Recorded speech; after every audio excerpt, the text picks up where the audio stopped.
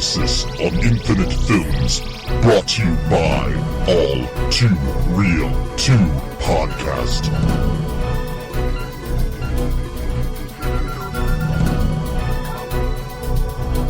Okay, everybody, welcome to the latest episode of All2ReelToo podcast.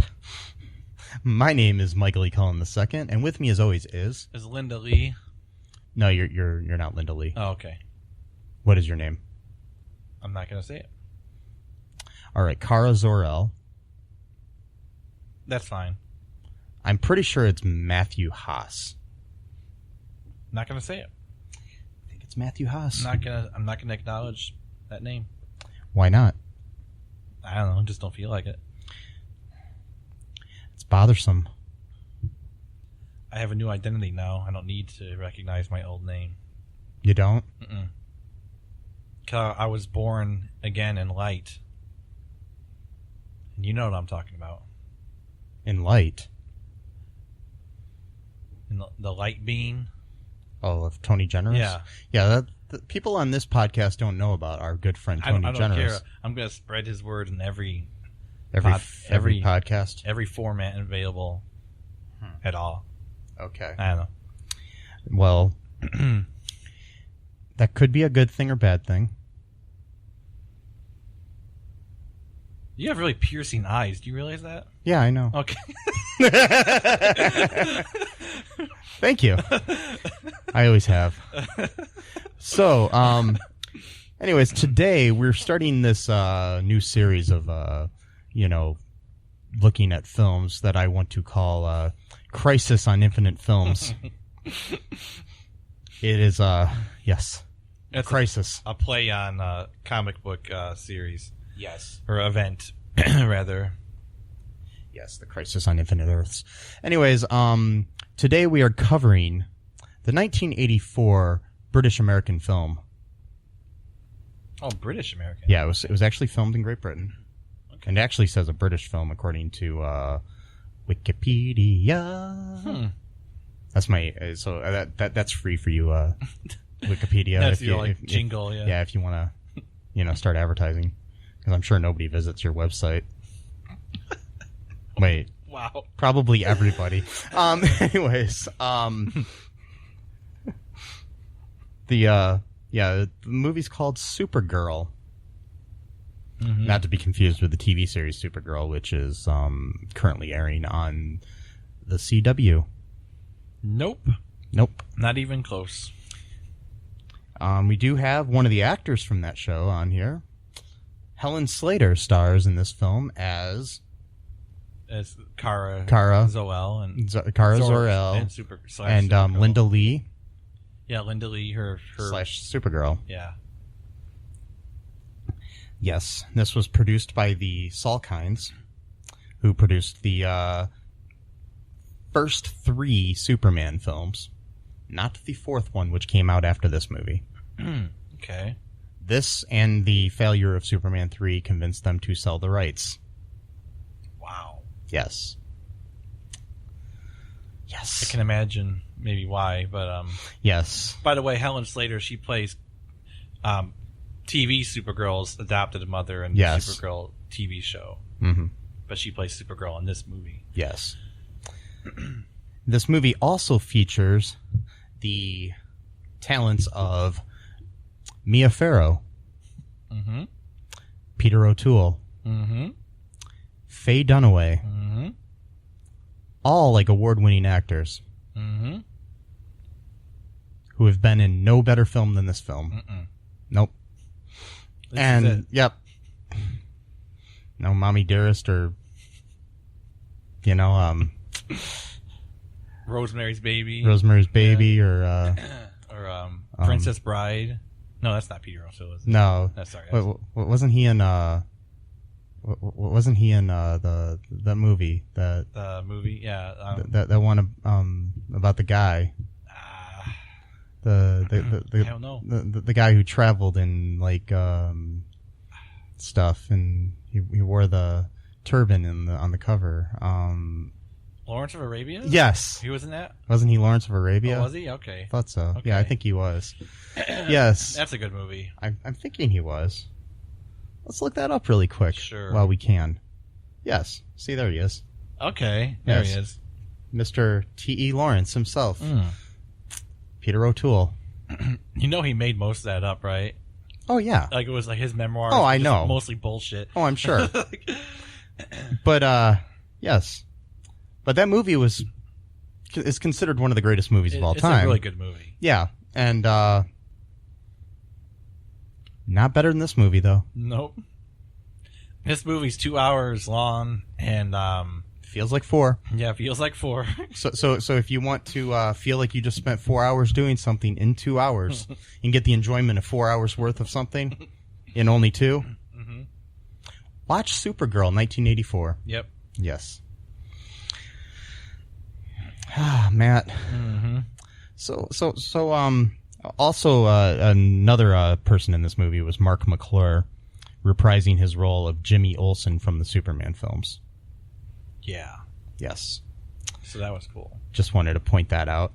Christopher Reeve was supposed to make a cameo in this movie, but yeah, he decided that he was not good enough to be in this movie. Mm-hmm. He wasted the potential by not showing Yes. up in this. But they did have a poster of him though. Yes. And Linda's dorm room / well, I guess dorm. Well, and Lucy, because she shares a dorm room with Lucy Lane. Yes. As in Lois Lane's younger sister. Mm-hmm. Mm-hmm. So that was pretty cool. Yes. And how does she know? She must have known that was the school to go to then. Okay, I'm jumping ahead here. Sorry. I was thinking of something. I think it might just be a coincidence. Okay. Like how things happen in these things. Yeah. Just a whole series of coincidences in these movies, and it's kind of like on soap operas where everybody seems to know each other and things just happen, and you're like, oh, that's my brother. and dies twice or 3 times and comes back to life, resurrected. Yeah. So, let's hop into the good old time machine and let's find out the what happened in this, Matt. What's the plot here? The plot here is very drawn out. There's maybe Is there a plot? There is a plot, Okay. but it's very, very loosely put together. And there's maybe 2 stories in the entire movie, which is 2 hours long. And by the way, this was written by Timothy Burrill.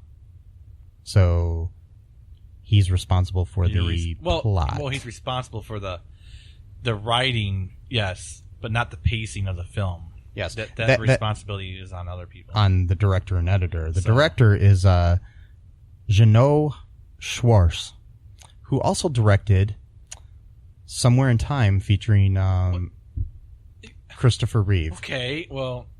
Christopher Reeve actually suggested him for this movie. That's very inconsistent. Okay. And Somewhere in Time, if you have not seen it, is one of the few movies that makes me cry every time I watch it. It's a very good movie. It's one of the best. Really. Yes. It's and I can't watch it anymore, but it's very sad. Yeah, Very it's a very sad. good movie. Mm-hmm.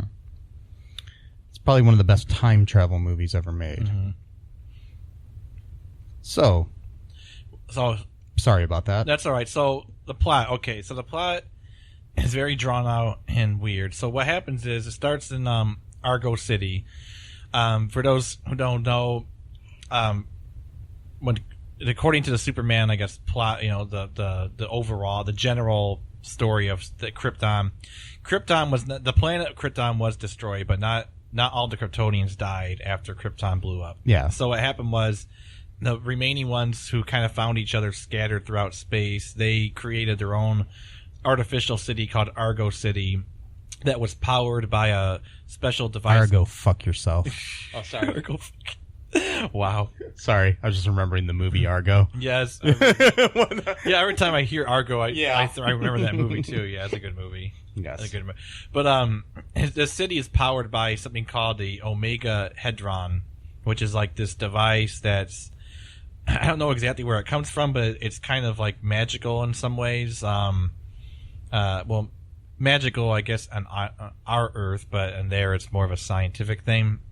But a guy named Zoltar he's kind of like he's like the main designer of the city, and he quote borrowed the Omegahedron. He's not supposed. No one's really supposed to have it to kind of do more creativity stuff, and then he was trying to hide it from the fact that he had it because he was talking to Kara's mom because she came up, and then he kind of kicked the ball a little bit behind him, but then it got caught up in Supergirl. I mean, not Super, well, Kara's cloak or whatever she was wearing, and I guess she moved or whatever, and then that caused the ball to fall in that that little, what was it called? I forgot the name. Hold, some kind of hold that was basically, it fell in a hole was what had happened, and this thing basically powered the whole city. So everyone was going to die now because of it, and they were really upset because you could tell by their acting where they're like, "Oh no, that's the only thing that can power the city." Yes, I must be sent to the Phantom Zone for what I did. Your suffering will end soon, but mine will be everlasting. Like, very, that's the reaction, you would have to your entire home being destroyed, is very stoic. And it kind of reminds me of the Aladdin movie with all the child trafficking. Like, I'm really scared, Al. Like, yeah, like just Al Haddon. Al Haddon, this emotion just bursting out, but whatever. So Kara feels it's her fault because she's a woman, and even in Krypton, women are taught to believe everything's their fault. So she goes, and she I don't know. She goes to try to retrieve the well, back in 1984, wasn't everything woman's fault? Well, that's what I'm saying. Even I'm joking, people. Saying, I'm not being serious. Just letting you know. Well, I'm just saying, like, even in that time, that would even make more sense for people to think that. So she tries to retrieve the Omegahedron and ends up getting into one of the pods, and ends up finding herself on Earth, and it's immediately after she gets here. She ends up, two truckers try to sexually assault her. Yes, one played by Matt Frewer, who people better know as Max Headroom, and also the next door neighbor in Honey, I Shrunk the Kids. Yep. I know the Max Headroom commercials. I know I know those, and I know that creepy prank that person did in Chicago back in the 80s. Oh yeah, where they wore the Max Headroom mask. That thing still gives me chills. That prank thing, I don't know what it is. Something about it. Wow.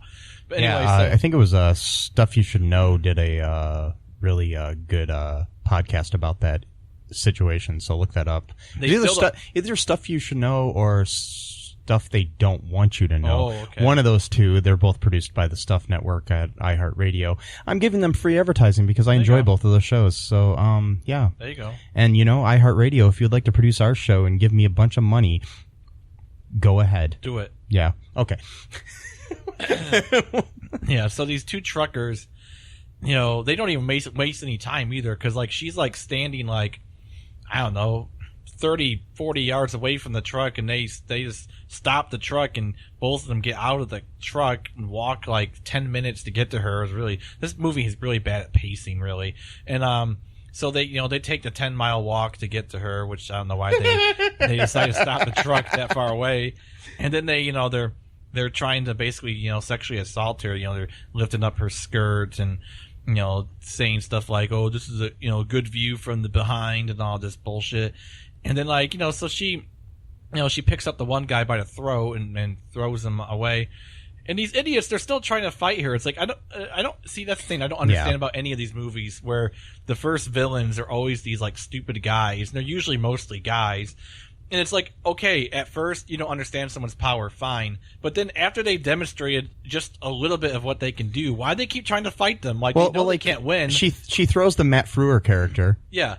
And the other guy thinks, "Oh, I can take her." After that, I'm just like, really, dude, your friend might be a little lighter than you because you're the heavier of the two dudes, but I'm pretty sure she can lift you up and throw you too. This woman weighs like maybe 110 pounds, and she can lift someone that weighs like 200 pounds, and like, yeah. What? Yeah.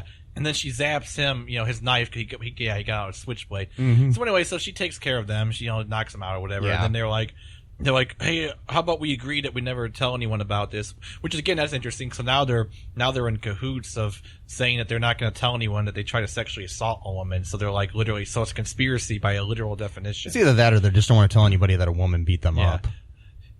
Okay, yeah. I'm guessing that's what they were going for. Yeah, because they wouldn't care that they would do. Yeah, you're right. Okay. So anyway, kind of zoom in a little bit here. Kara, she sees like a softball game. Yeah, with a bunch of like boarding school chicks doing some kind of softball game or whatever. Right. Yeah.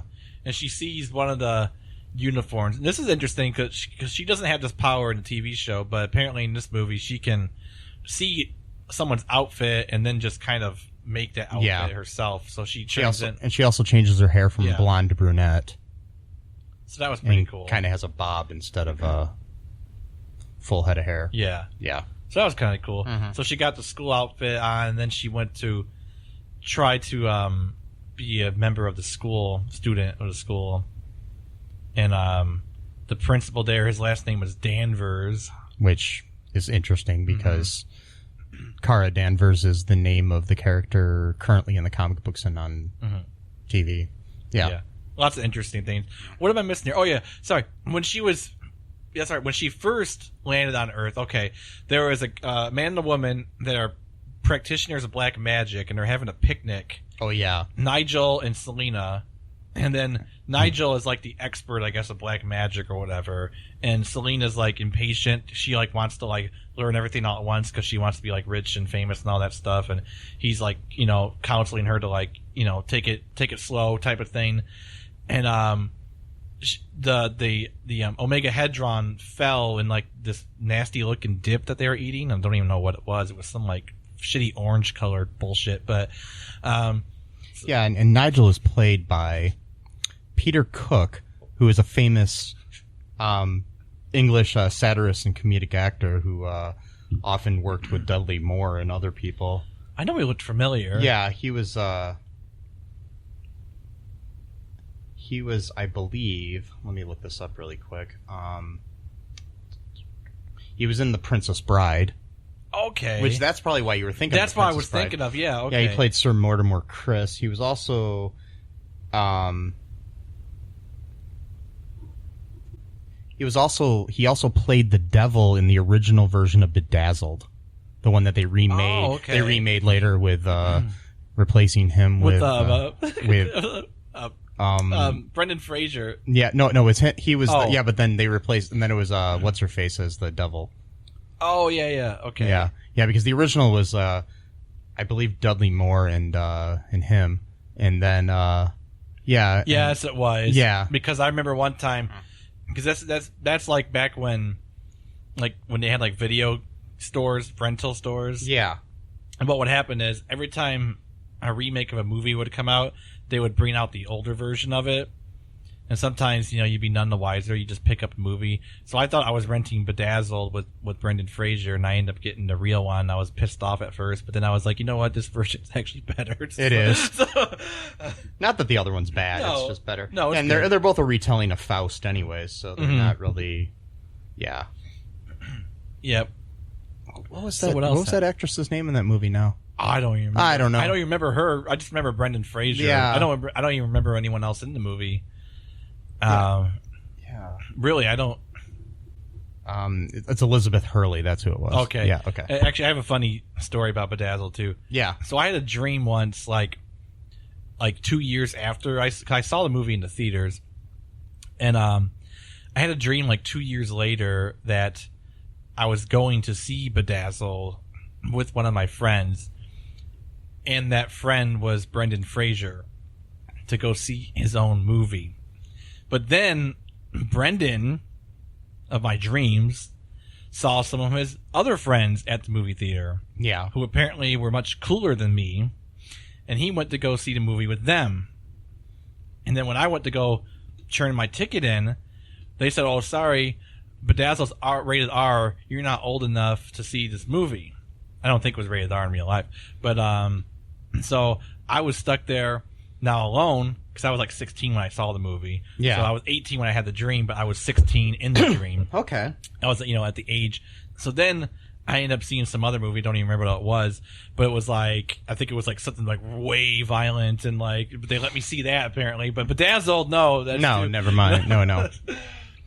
You know what I got to say to Brendan Fraser? Dream Brendan Fraser, not the real one. Yeah. Argo, fuck yourself. Anyways, So what else happens? Yeah. So anyway, she goes to this school dressed in a uniform and goes into Danvers' office, and he basically, she creates like files and shit for herself, and then basically can go there, and she ends up getting put in a dorm room with Lucy Lane, the sister of Lois Lane. I don't know if I have to say that every time I mention her name. No, but, you don't. But I should. Well, just to be consistent. Maybe. I'm joking. No. If you want, but yeah. And I'm Michael E. Cullen II, brother of Christina Mailer. Mm-hmm.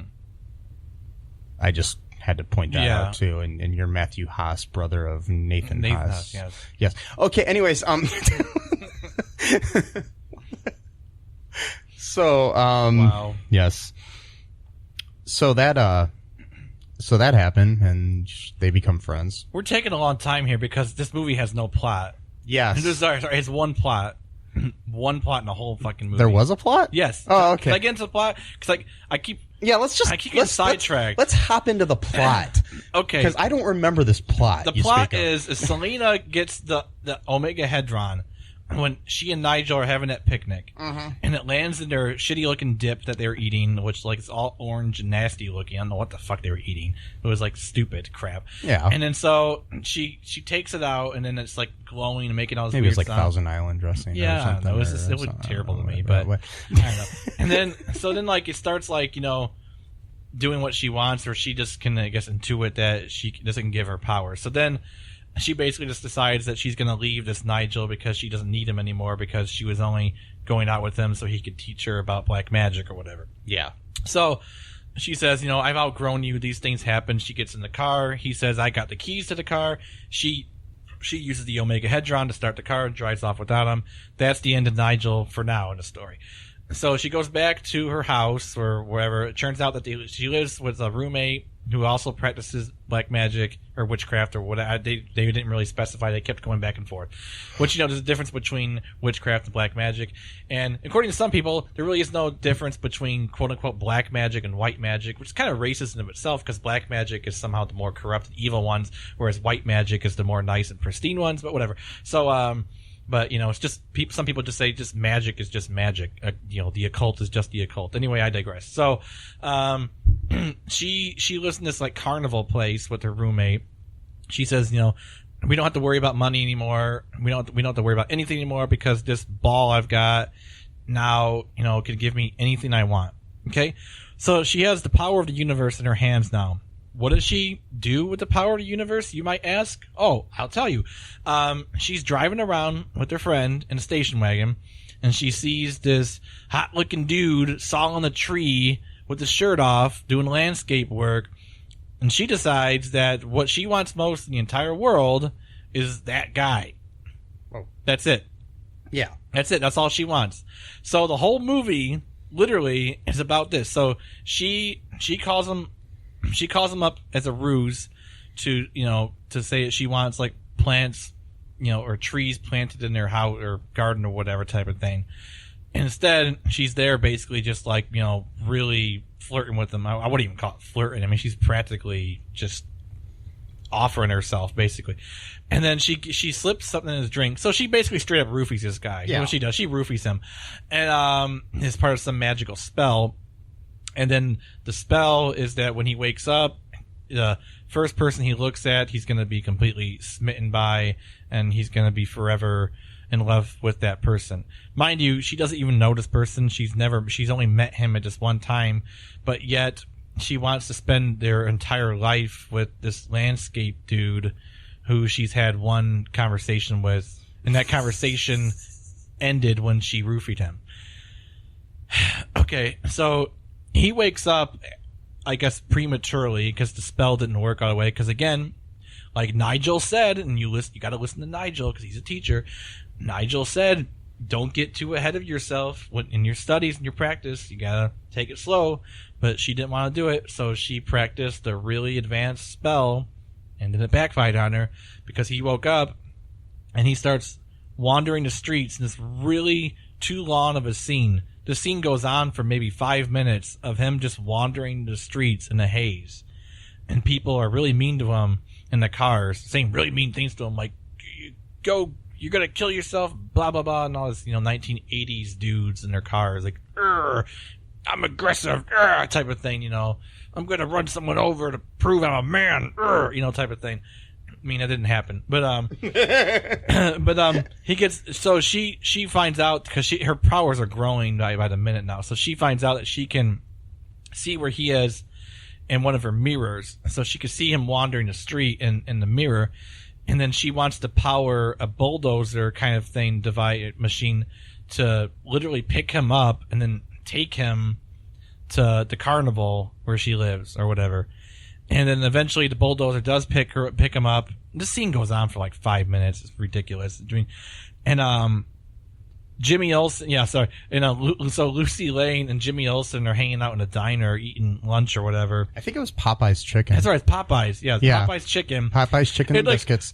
They're like Jimmy's not even all concerned. He's like, oh, looks like they got someone stuck in that bulldozer machine. And he's like, yeah, well, we shouldn't go after him. You never know. Someone like that could have a gun or a knife. So it's like, let's go eat. It's like, okay, fuck you, Jimmy Olsen. Like, he's gonna let a guy get swallowed up by a Superman's pal, Jimmy Olsen. It's like, fuck you. So then, Linda Lee, she leaves to become Supergirl, and then she tries to say, well, not before that. Lucy actually tries to climb into the bulldozer and steer it, but she ends up getting her head knocked or something, so she becomes unconscious. So then Supergirl then comes in and breaks the part of the bulldozer that's carrying him, then takes him off, but just leaves her friend for dead, who's knocked unconscious in the bulldozer as it's driving. Could drive anywhere, could drive into a lake or a river. Yeah. Who cares? Apparently, her dorm mates, whatever. And of course, as you can see, what probably happens when he wakes up, he sees Kara, or as Linda rather, and then now he's in love with Linda Lee now, not Selena. Uh-oh. Dum, dum, dum. Yeah. So, as you can probably imagine, Selena is none too pleased with this development, and she decides now she's going to take things out on what they called the Wimp, because at first they didn't know if she was Supergirl or something like that, or she tried to do something as Linda Lee, not as Supergirl for like a split second, and so they caught her. I don't know, something like that. I don't remember. Yeah, so they think it was just Linda. Yeah. So what else happens after that? I'm trying to remember. I don't know. You want to take a break really quick, and sure. we'll try to compose ourselves and figure out what the hell happened here, and if there's a plot in this movie or not. There is a plot. Oh, okay. It's a very drawn out plot, but yes. Okay.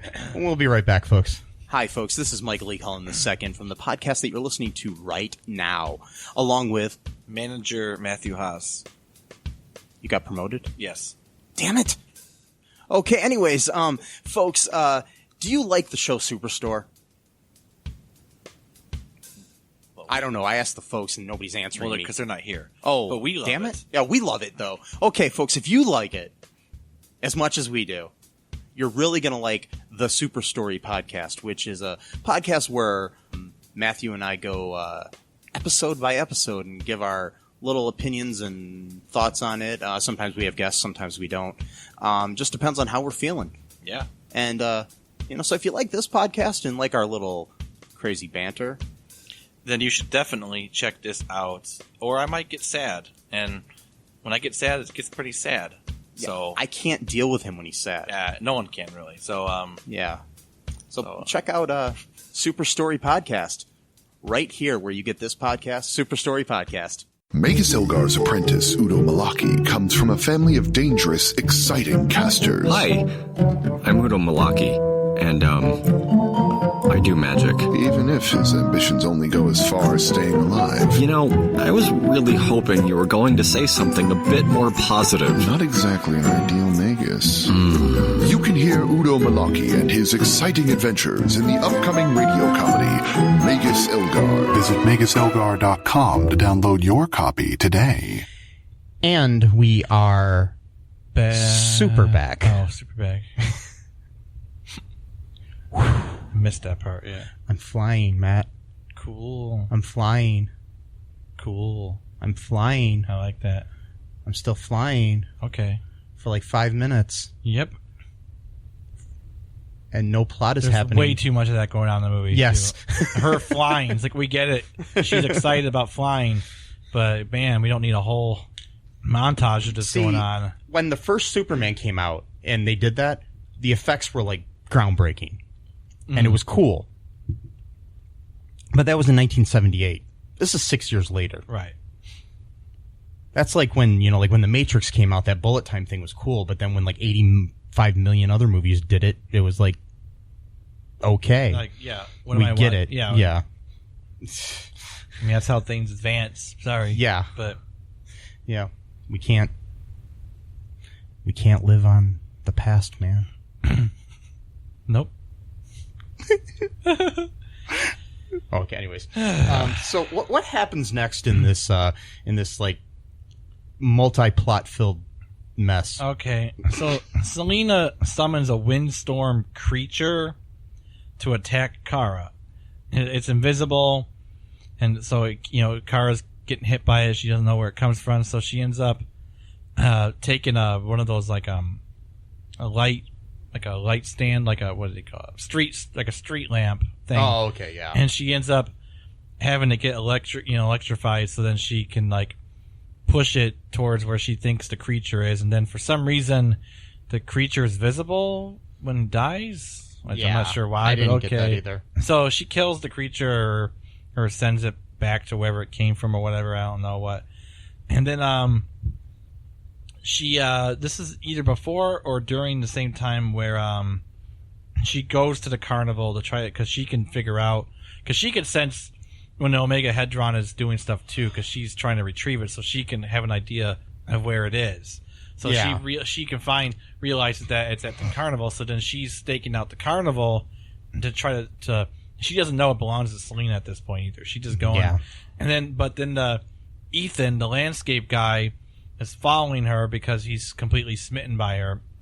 So With flowers and chocolate. Yeah, flowers and chocolate, and then he, she's kind of likes him too a little bit, even though like he's like just completely like, 100% like just not even real person at this point. He's just like a robotic, whatever type of thing. And so he begs her to go on a ride with him, like one of those like carnival, like what do they call, not Ferris wheel, but like it's like a, what do you call it? It's almost like the teacup ride, but kind of different. I don't know what it is. It's Yeah. kind of different. It's weird. Yeah, One it's of those like type of rides. spinning thingy mabobbers. Yeah, it's a spinning thing. So then I watch a lot of videos about amusement parks. Yeah, I know you do. So you think I would know what the fuck those are called, right? that's all right. Yeah. You don't have to know everything. It's fine. You're good. No, I do. I need to know everything, No, Matt. you don't. I need to know everything. You're fine. I need to know everything. It's okay. No. It's okay.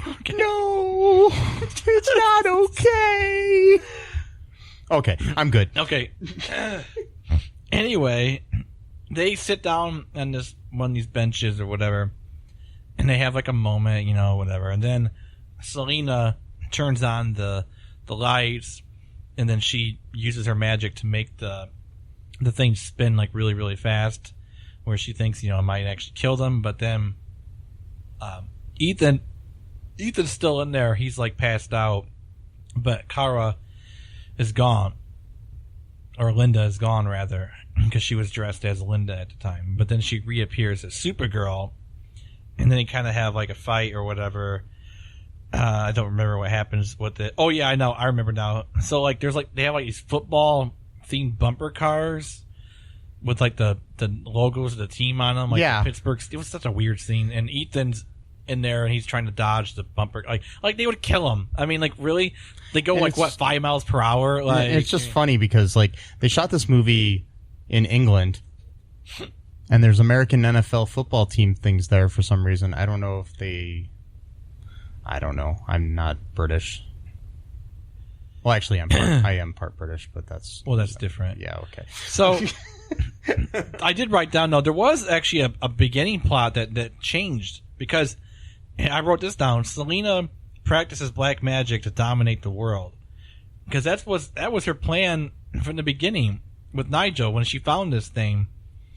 And then somehow that plan converted over to making this dude, landscape guy, fall in love with her. I don't know. What's the name Ethan mean? Does that mean the world? No, it doesn't mean the world. Okay, I'm just curious. Maybe that's what she meant. She meant, she said world domination. Maybe she meant Ethan I don't know. And then she told Nigel this at the little soiree that they had, where she was, testing out her powers or whatever, and Nigel was looking for, new women to manipulate or whatever with this knowledge. This whole movie is really creepy if you think about it like that, though, because like you got this dude who's like using like his knowledge of the occult to like basically date people, and then you've got Selena whose original plan is world domination, but you know what, the writers were like, you know what though, I don't think that's right for a woman to want world domination. You know what we should make the whole plot about? Her trying to find a guy because she's old.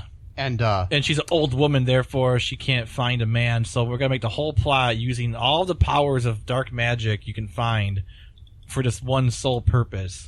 And I know, Matt, you were asking yourself, what does the name Ethan mean? Mm-hmm. You were, weren't you? Yeah, what does it mean? It means, it's a Hebrew name. Okay. That means firm, enduring, strong, and long-lived. Well, his character is kind of like, he's, landscape guy. He's tall. He's got muscles, He's handsome. That makes sense. Yes. That he named him that. But I'm not sure if that's why they named him that, but... I just had to look it up. I mean... That's fine. Yeah. I'm in a weird mood tonight, Matt. You're fine. You're good. You're fine. No, I'm not. Okay. So what happened after that fight? I forgot what happened. I'm not okay, though. What happened, though? She sent Supergirl into the Phantom Zone, but that was later on, wasn't it? Yeah. I don't even remember now what happened. I don't even know. No, because she made that fortress for herself in the middle of town. Oh, yeah. Midvale. That was... Yeah, but was that before or after she got sent to the... No, she went to the fortress first. Yeah. And then she sent her to the Phantom Zone. I think. I don't remember now. Who cares? But, I think she sent her to the Phantom Zone first before the... It was before the fortress was there. Okay. Because that was later, where everybody's like, hey, look, there's a mountain in the middle of the town. Yeah. Okay, so here's another thing. So she wanted world domination. That got converted over to, I just want this guy to be completely smitten with me. And then that converted to, oh, well, I got to get a little bit on this world domination thing. So I'll be like the queen of Midvale, like a small town outside of Chicago. Like, okay, so you're going to use all of your powers. That'd be like, hey, I'm going to be I'm going to be the queen of Wilmette, Illinois. Like, why? Like there's like 2,000 people that live there. Like, it's like, again, like the stakes could not be lower in this movie. I mean, she has a device that can literally do anything she wants, and she's thinking in such small scales. So she creates this huge fortress in the middle of town, and there's like a mountain, and the fortress is on top. And then she seizes Lucy Lane and Jimmy Olsen because by the way, they all know who she is all of a sudden. They got protest signs, and they're like, go away, Selena. Like when did they hear about this person? My thing is just like, what's the time frame? Like, how long was it that this happened? Like, was this a week later? Was this a day later? Was this like 2 hours later? What was this? Right. I mean, I know I felt like the movie was a week long, yeah, but I'm just saying. I don't know. It's so weird. So then because her and her roommate put together that Linda Lee is Supergirl because they called her the Wimp. So they put together the two because Lucy said, "Oh, my roommate disappeared the night that you did this or whatever," and then that was the same night that Supergirl disappeared. So then they put together that, okay, that's the same person. So she gets sent into like this really kind of like dark cave type prison planet, Alex Jones. No, she gets sent, and it turns out that it's the Phantom Zone. And by the way, just in case you didn't know, the makers of this movie really, really, really wanted people to try Squirt, the drink, the soda. And A&W. Because they mentioned Squirt like 17 times in like 5 minutes in the Phantom. And they Zone. don't even show it, so it's just all to talk, you know? It's like Squirt? Yeah, it's Squirt? Yeah, but Squirt? I don't think they were talking about the soda. Oh, wasn't? Okay, I thought he was. I think that's what I thought, but... Oh, damn it. I thought he had a soda bottle with them. Somehow the Phantom Zone had a soda bottle. No, whatever. Who cares? Nothing else in this movie makes sense. But Yeah. Zoltar is at the Phantom Zone, and he saves her because she's trying to swim through like this green mud or something like that, and she passes out. He drags her out of the mud, and then she wakes up and sees him, and he's all being all depressed and moody about I destroyed Argo City because I lost the blah blah blah, and then she makes him feel guilty for feeling guilty, and then convinces him to help her get out of the Phantom Zone so that they could fix Argo City, and then they could save Earth from Selena. That's very generous. Midvale, sure, but Selena does not own Earth at all by any stretch of the means. She barely has control of Midvale at this point. So, I think she's in this whole like Selena's like Trump. Thinks that, but sadly Trump does kind of own America now. Yeah. But at the time, he just had like the Trump Tower he built in his name and thought, hey, this means I own New York City. No, right. You don't. You're a fucking dumbass. Anyways, sorry. Yeah. He is a piece of shit. But anyway, so if I remake this movie, the villain's going to be Trump. Good. And make him I'm not gonna say anything. They are talking about doing a Supergirl movie soon. Oh, okay. Yeah, which kind of I don't like the fact that they're doing like possibly a Supergirl and a Flash movie while they're still on TV. It's just like without the same actors. Yeah, that would be kind of weird. Yeah. I mean, I'm fine with different people playing the roles and stuff, but I'm just like, give it some time, let it breathe. I mean, don't, and my thing is who's going to pay money to go see a Supergirl movie when you can watch it weekly on TV? Well, but movies are different. It'll be different, yeah, but especially with DC's track record as far as movies go lately. Their movies aren't that great. No, I mean, I haven't seen Joker yet. I hear that's good, but yeah, but see, Joker is not it's like a standalone. Different, yeah, it's not meant to be like the same. Mm-hmm. Wonder Woman was good. Yeah. I still haven't seen it yet. Yes. I still have your Blu-ray. I haven't watched it. Yes, you should watch it. I know. But yeah, so so here's another inappropriately long scene. So they're in the Phantom Zone, and Selena can see that they're trying to escape from her mirror or whatever. So she summons a demon storm. I'm not sure why it's a demon storm. It's just a red tornado, but whatever. So I mean, I didn't see any demons, but that's what demon storms are. Okay, so yes. She summoned a demon storm to go to the Phantom Zones and kill them or stop them from whatever. So Zoltar's like trying to push Supergirl like up the mountain, and then she's like, come with me or whatever, and he's like, I am with you or whatever, some bullshit, inspirational speech or whatever. And he gets sucked in by the demon storm. He just swirls around this fucker for like a whole minute. Really, the pacing of this movie is just terrible. And she's it's like, okay, Gollum falling into that pit in the end of Lord of the Rings took less time. Terminator falling into that pit of like melting of melted metal, right? In Terminator 2, took less time. Well, he wasn't even falling; they had a lever. Yeah, so it made sense for him to be slow. Yeah, because that took less time though. yeah. And okay, here's the thing. This was my thought as this was happening before this happened. So in this movie, this came out, a few years, like 7 years after Star Wars, yes. And so this is kind of our Obi-Wan Kenobi character, this Lawrence of Arabia, Peter O'Toole. Yeah. My thought there is our Obi-Wan sucks. Yeah. That's what I said when we were watching this. That yes. was hilarious. That was, yeah. Because you said like, I wrote it down too because Yeah. they said like, yeah, he's our Obi-Wan Kenobi. He's like, except our Obi-Wan Kenobi sucks. As he's swirling Yes. down And the thing is like, I mean, you killed him way too late in the movie right. for him to mean anything. Right. He disappears for half the movie, and then you bring him back and then kill him. Like, you know, a few minutes later or a few hours later, I can't tell in this movie. The time was just so fucked up in this movie. Yeah. Yeah. Oh, boy. Oh, by the way, Selena, she recaptured Ethan and put him under her spell again somehow. I forgot to say that because he was her king or whatever of Midvale. So, but he snapped out of that too at one point. Yeah. I don't know. So, then, what happens? After our Obi-Wan Kenobi sacrifices himself, she gets out of the Phantom Zone. She goes back to the fortress and they have a fight. She finds that Lucy and Jimmy are in like these like little ball cages things like you would see in some movie from like the 1950s or whatever. Yes. And Selena goes, "Oh, they'll get the point," and then summons these spiky things or whatever. Yeah. Really bad pun.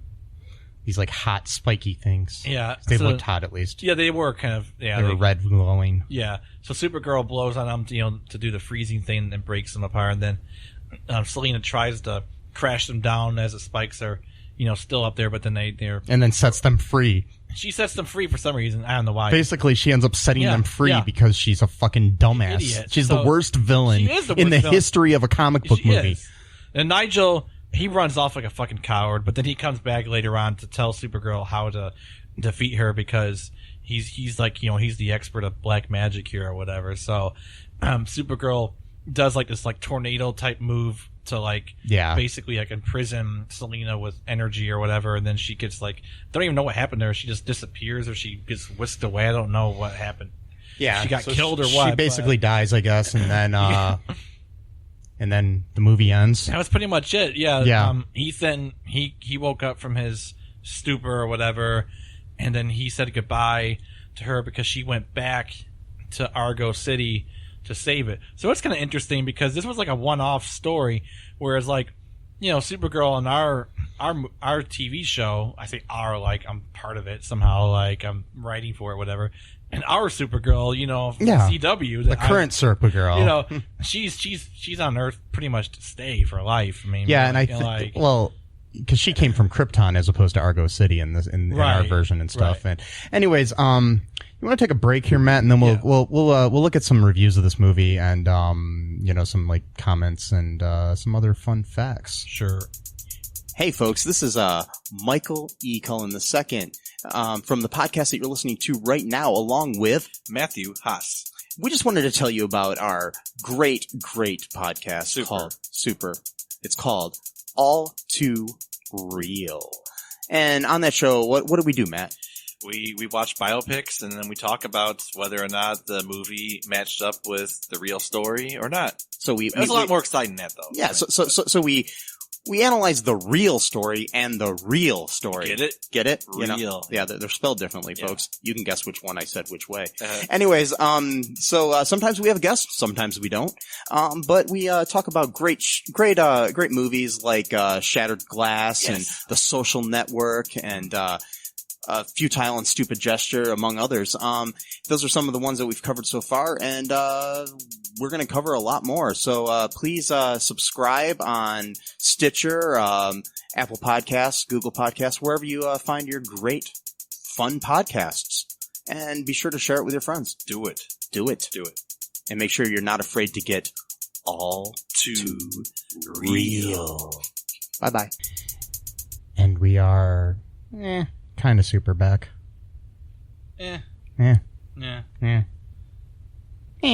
Okay. Whatever. So, you want to here? I'm gonna pull up some reviews, user reviews of this movie from the Internet Movie Database, my favorite website. Maybe. I don't know. So, here's the first one from S.N. Clark from December 30th of 1998. So quite a while ago. Wow, it is. Yes. 10 out of 10. Great film. I have watched Supergirl quite a few times and simply love it. I think Helen Slater acted brilliantly in it, and she comes over very warm and comfortable in her role. So that was a nice little... Yeah. Yes. Let's see if I can find another one. All right, here's another 10 out of 10 review here from Wertherer from October 27th, 1999, right around Halloween. Yep, see? See with the holidays? Yes. Even, 20 years ago. Is that 20 years ago? Yeah. 21, actually. Yeah, well... 99, sorry. Yeah, 99 would be 20. Yeah. Okay, so, Supergirl has been panned by many a movie critic for technical flaws and uninspired effects. What they have forgotten to mention, however, is the brilliant acting portrayed in this piece of just that brilliance. Helen Slater could not be more perfect for the role, and Faye Dunaway, who received very bad reviews for her having left teeth marks all over the set, performs to the extent of which the role was written for her. She is a witch. How more evil can she be? Watch this Not evil enough.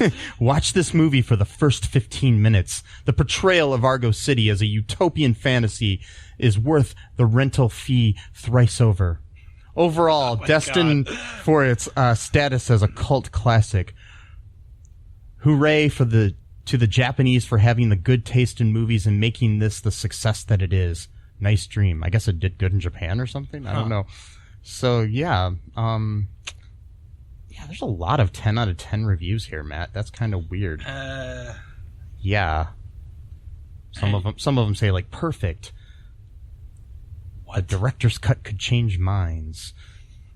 Okay, so there's more. So 2 hours is not long enough. Yeah, very appropriate and not a flop. Yeah. Let's find some bad reviews here. Please. Okay, here's a 1 out of 10, Matt. From Virtual Insanity. Okay. It's the person's name from January 5th of 2003. Right around Martin Luther King's birthday, I believe. Maybe, I don't know. I'm just trying to find a holiday that might be around there. It's a few days from New Year's. 1 out of 10. Oh dear, such potential wasted. The hardest thing to swallow about how bad this film really is the talent on hand, such as Peter O'Toole and Faye Dunaway. What on earth possessed them to put together their genius into this appalling production is beyond me. Helen Slater's acting is cardboard as it gets. I don't agree with that. I think she was actually decent. The principal storyline just stinks, and the plot is so full of holes, it's untrue. The special effects are just plain awful, and everything in the movie looks like a bad prop from the 1930s version of Flash Gordon. But enough about the good points. The one thing that really annoys me is the patronizing but generally incorrect use of sci-fi description. Some of the words they dream up are just so lacking in imagination and condescending, it's nauseating. Omegahedron, I ask you? I'm pretty sure that's from the comics, actually, but that's... But anyways, in short, if you want to make history and tell everyone you have witnessed quite possibly the worst film ever made, then watch Supergirl. If, however, you value the relatively short time we have on this planet, then please don't waste 2 hours of it watching this trite, worthless drivel. Okay, so there's that. Mm-hmm. Yeah. So I'm going to read a little bit of trivia here from the movie really quick. The film's opening credits cost almost $1 million to shoot. Those 3.5 minutes of words flying on the fucking screen that could have been a lot shorter. Cost $1 million to shoot. Mm. Yeah. Yeah, Helen Slater later went on to appear in Smallville and also plays Liza Danvers on Supergirl, as we've mentioned. John Williams' theme for Superman appears briefly in Jerry Goldsmith's score. Demi Moore was slated to play Lucy Lane, but opted out at the last moment, as did Christopher Reeve, as I said. John Travolta was approached to play Ethan. That'd have been interesting.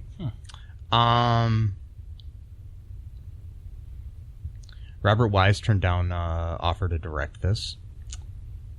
Melanie Griffith was considered for Supergirl.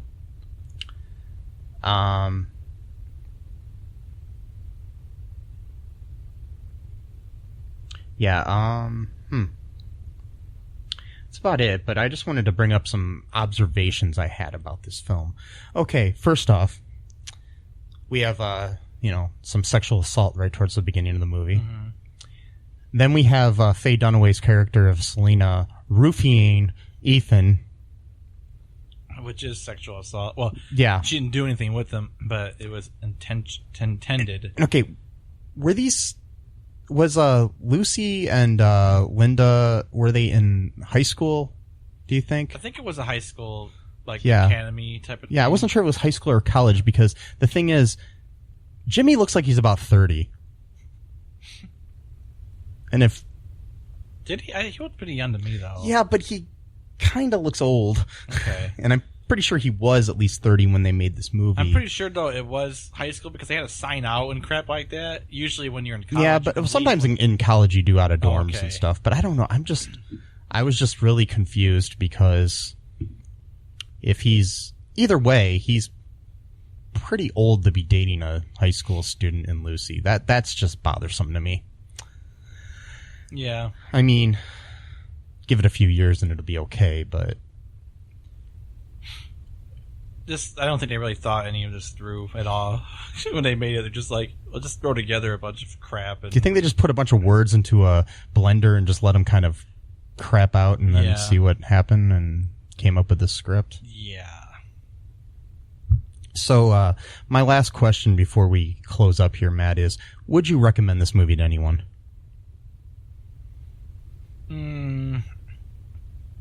Yeah, maybe.